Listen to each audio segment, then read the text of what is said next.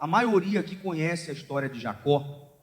E você sabe que Jacó, a história de Jacó, nos traz aí muitas e muitas lições. Muitas lições. Porque na vida dele há um antes e um depois. Eu sei que é o que todo mundo quer. Todo mundo quer viver um antes e o quê? E o depois. Mas você já percebeu que muitos só têm o antes para contar? Só o antes. A gente pergunta para alguns, como é que está a sua vida? Ela diz, está difícil. Problema daqui, problema dali. Por que que não há um depois? É isso que você vai aprender hoje. Você vai aprender como viver o depois, como chegar nesse depois amanhã. Amém, pessoal? Nesse texto que nós vamos ler aqui, quem era Jacó até aqui? Jacó era alguém que vivia uma vida toda enrolada. Conhece gente que tem uma vida toda enrolada? Conhece, pessoal? Tem gente até que levantou a mão aí, né? Disse, esse alguém sou eu. Mas Jacó era assim. Jacó, quando parecia que a vida dele estava andando para frente, depois ele se via onde? Andando para trás. Por quê, hein, pessoal? Vivia uma vida de trapaça, vivia uma vida de jeitinho. Sabe aquela pessoa que tudo ela quer dar um jeitinho? Ela tenta dar um jeitinho dela e no afã de resolver um problema, e porque ela tentou dar um jeitinho não fica melhor não, fica pior. Esse era Jacó. Parecia que ele estava se dando bem. Na hora ele se dava bem e depois se dava mal. Assim era Jacó até este texto que nós vamos ler aqui. Estava fugindo do seu irmão Esaú, porque lá, de forma maliciosa, enganou o irmão, tomou o seu direito de primogenitura, fugindo porque o irmão disse que ia matar ele pelo que ele fez, e ele saiu sem rumo no deserto. Aí é esse ponto aqui que nós vamos ler agora. Gênesis 28, 12. Diz assim, e sonhou, e eis uma escada posta na terra, cujo topo tocava nos céus. E eis que os anjos de Deus subiam e desciam por ela. Então, só para você entender, ele saiu caminhando no deserto, fugido do irmão, cansado de tanto sofrimento, de tantas coisas erradas. E aí ele no deserto viu uma pedra, já era noite, ele colocou a cabeça ali e dormiu. Quando ele dormiu, ele teve esse sonho de uma escada que ela ligava a terra no céu, e os anjos de Deus subiam e desciam. Versículo 13. E eis que o Senhor estava em cima dela e disse, eu sou o Senhor, Deus de Abraão, teu pai, e o Deus de Isaque. Esta terra em que estás deitado, darei a ti e à tua descendência. E a tua descendência será como o pó da terra, e estender-se-á ao ocidente e ao oriente, e ao norte e ao sul. E em ti, na tua descendência, serão benditas todas as famílias da terra. Veja bem, Deus aqui só está prometendo coisa forte, não é, pessoal? Só coisa forte para ele. Aqui ele prometeu dar a terra, abençoar as famílias da terra através dele, desde o oriente ao ocidente.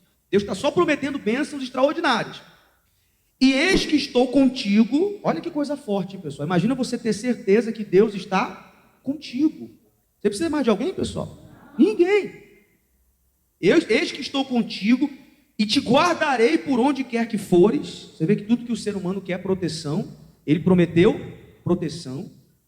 E te farei tornar a esta terra, porque não te deixarei, até que haja cumprido o que tenho falado. Pessoal, até aqui, Deus nunca tinha aparecido para Jacó, nunca. Jacó tinha testemunho na própria casa. Quem eram os maiores testemunhos de Jacó? Diga para mim, você sabe? Quem era o avô de Jacó? Fala, pessoal.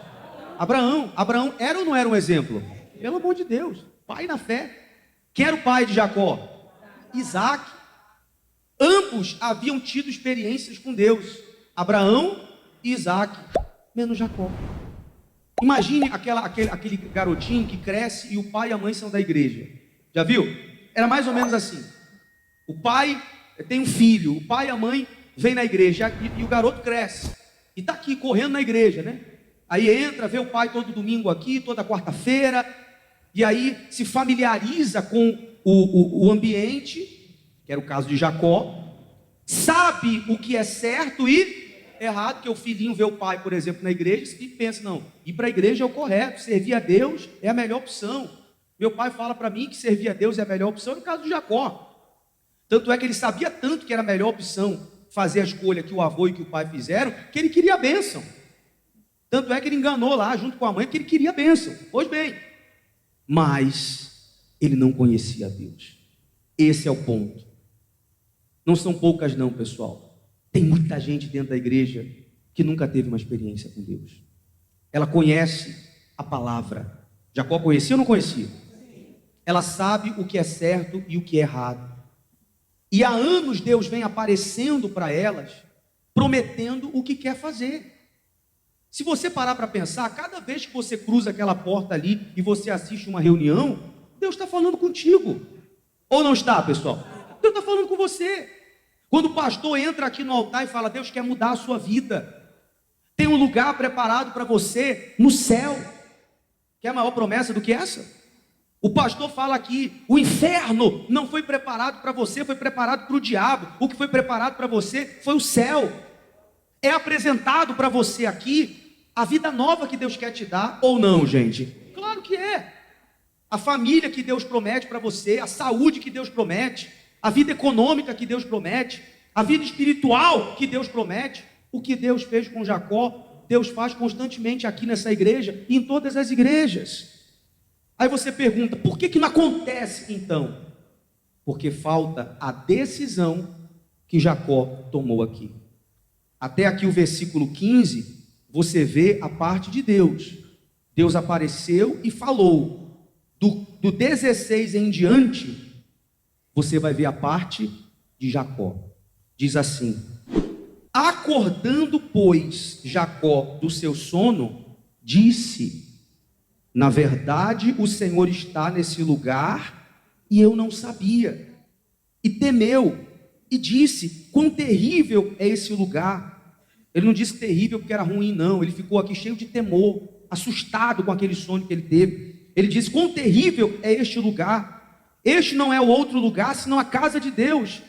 E esta é a porta dos céus.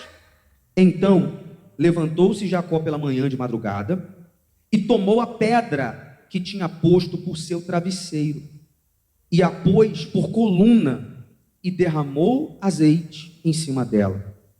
E chamou o nome daquele lugar qual? Betel. O nome, porém, daquela cidade antes era Luz. E Jacó fez um voto. Olha para mim, olha o segredo aí. Deus apareceu e o que Jacó fez? Um voto. Esse voto não envolveu só oferta, não. Porque embora o azeite era uma oferta, você sabe que o azeite naquela época podia ser como o dinheiro hoje. Então ele deu também uma oferta. Mas não foi só o azeite. Esse voto aqui envolveu a vida. Coisa que ele nunca tinha feito. Jacó nunca tinha entregado o que, pessoal? A vida para Deus. Nunca. Ele nunca tinha reconhecido que Deus já estava falando com ele desde a época do seu pai. Desde sempre, ele nunca reconheceu. Tinha conhecimento, queria as bênçãos, mas ele nunca se rendeu. Já viu quando uma pessoa está sendo assaltada e ela não reage, o que ela faz? Mas faz como com a mão, pessoal? Não faz nada, me rendo. Pode fazer o que quiser comigo, eu me rendo. No campo espiritual é o que Deus está esperando de muitas pessoas. Aqui Jacó não enrolou a Deus mais um tempo, não. Jacó não pegou aquele sonho, que era o próprio Deus falando com ele, e ele não deu uma de desapercebido. Tem gente assim, tem ou não tem? Às vezes Deus fala uma palavra na reunião, que é para ela. Aí ela pensa assim, olha, meu marido tinha que estar aqui para ouvir essa palavra. É para ela está dizendo que é para quem? É para ela, e ela está dizendo, não, é para, olha, se a minha vizinha tivesse aqui. Não, ela está dando de desentendida. Pessoal, essa palavra não é para quem está lá fora, não, é para quem? Inclusive em dia de chuva, assim, aí que é para você mesmo. Porque veio quem era para vir. Tem gente que ia vir hoje. Por que não veio? Deus não quis que elas viessem. Que se Deus quisesse, mesmo com chuva elas estariam aqui. Você está aqui. Essa palavra é para você. Amém? Deus está chamando você para um compromisso hoje. Deus está chamando você para ter uma experiência com você, como teve com Jacó naquele dia. Aí ele disse: quão terrível é esse lugar, verdadeiramente o Senhor está aqui, e eu não sabia. Versículo 20, e Jacó fez um voto, dizendo: se Deus for comigo, e me guardar nessa viagem que faço, e me der pão para comer, e vestes para vestir, e eu em paz tornar a casa de meu pai. Você vê, tudo isso aqui Deus já tinha prometido, ele estava só repetindo o que Deus tinha falado. Ele disse: o Senhor me será por... Resumindo, pessoal, Jacó não era de Deus ainda, porque só aqui que ele disse que Deus seria o Deus. Resumindo, tem muita gente dentro das igrejas que não é de quem? Por culpa de Deus. Culpa de Deus? O que mais Deus quer é ser o seu Deus. Você me perguntar o que mais Deus quer? Ele quer ser o seu Deus. Ele quer ser o seu Deus. Agora, para ele ser o seu Deus, você tem que querer isso. Você tem que dizer: eu quero que o Senhor seja o meu Deus. E eu faço um voto. Você vê que Jacó não ficou calado, não. O que a gente vê por aí? Quando o pastor fala, né, da palavra de Deus. Imagine se eu lesse para você aqui só até o versículo 15. Deus vai fazer isso, Deus vai fazer aquilo, e vai mudar a sua vida, e vai abençoar a sua família. O que a gente vê por aí em muitas igrejas? A pessoa levanta a mão e diz: glória a Deus, aleluia, amém. Mas cadê a troca? Peraí, Deus não quer ouvir só o glória a Deus, não quer só ouvir o amém, não. Ele quer que você também faça o seu voto, que foi o que Jacó fez. Ah, não, já que o Senhor vai fazer isso aí, então eu vou fazer isso também. Amém, pessoal? Amém. Vou fazer isso também. O Senhor me será por Deus. Onde eu parei? No 20, né? 21. E esta pedra que tenho posto por coluna será casa de Deus, e de tudo quanto me deres, certamente te darei o dízimo. Amém, pessoal? Ou seja, entenda o que é crer em Deus de verdade. Quando é que eu creio em Deus de verdade? Tem gente que ela acha que ela crê em Deus porque ela crê nas promessas de Deus. Não é isso. Porque eu e você crermos na promessa de Deus, isso é muito favorável para a gente. Por exemplo, a Bíblia tem promessas para a vida econômica? Tem ou não tem? Quem está precisando prosperar aqui, pessoal? Aqui vocês não estão precisando não, né? Estão tudo ricos, né? Quem está precisando prosperar aqui? Qual é a desvantagem para você em não crer nas promessas de prosperidade? Você ganha o quê? É melhor crer ou não crer? Crer. É benéfico para você. Crer na promessa da cura, da saúde. Crer na promessa da família unida. Quem quer aqui toda a família salva, pessoal? Quem quer? Você não tem dificuldade de crer quando a Bíblia diz que se você crer no Senhor Jesus, será salvo você e a sua? Mas isso não é crer apenas. O crer de verdade é a entrega. É a entrega. Essa entrega que requer você sair da sua zona de conforto. Jacó teve que tomar uma decisão. Daqui para frente, Jacó podia continuar enganando os outros? Podia continuar passando os outros para trás? E tinha que mudar. Então, a verdadeira entrega, ela requer mudança. Então, tem casos que a pessoa tem que colocar, né, os pés no chão, a mão na consciência e dizer: eu tenho que mudar. Porque se eu não mudar, estando dentro da igreja, eu vou ser alguém, estou na igreja como Jacó, eu nunca vou ter uma experiência com Deus. Eu vou ser aquele que vou saber de tudo. Porque, já viu aquele caso que às vezes o pastor vai orientar a pessoa? O pastor às vezes está no afã de querer ajudar a pessoa, porque a pessoa está sofrendo, e tudo que ele fala, a pessoa diz o quê? Já sei. Tem casos assim que é até difícil, a gente vai orientar a pessoa: não, já sei. Ah, mas já sei. Você tem que fazer isso, já sei. Já sei. Não dá nem para atender pessoas assim. Mas, quando nós vamos ver, ela já sabe, mas ela já mudou. Aquilo que ela sabe, ela já colocou em prática. Aí que está a questão. É aí. E isso é a verdadeira crença. Isso é a verdadeira entrega. Jacó conseguiu cumprir esse voto. Não sei se vocês sabem da história. Depois daqui, Jacó foi enganado. Sabia que ele foi enganado? Mas ele mesmo não enganou ninguém. O Labão, ele mesmo, senhor. Ele foi enganado, mas ele não enganou mais ninguém. Ele não pagou na mesma moeda. Passaram ele para trás, mas ele não passou mais ninguém para trás. Mais para frente ele foi enganado de novo, disseram que o filho dele tinha morrido, né? José, ele não foi fazer justiça com as próprias mãos, na prática ele aprendeu a confiar em quem, pessoal?